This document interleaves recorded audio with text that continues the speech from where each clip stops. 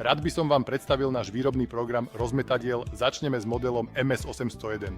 Toto je najmenší model v sérii MS, ktorá pozostáva zo 4 rozmetadiel s hmotnosťou od 8 do 14 tón. Strautmann MS801 je vhodným modelom pre menšie rodinné podniky alebo pre menšie poľnohospodárske družstvá. Toto rozmetadlo je vybavené jednoduchou nápravou so širokými pneumatikami.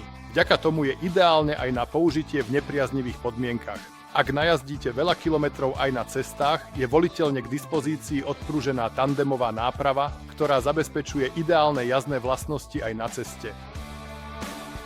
Pri rozmetacom ústrojenstve máte pri tomto stroji rôzne možnosti výberu podľa použitia. Štandardne je namontované štvorvalcové rozmetacie ústrojenstvo so 4 zvislými valcami. Ideálne na aplikáciu maštalného hnoja s vysokým výkonom a s perfektným rozmetacím obrazcom. Voliteľne je k dispozícii aj univerzálne rozmetacie ústrojenstvo ako na tomto rozmetadle.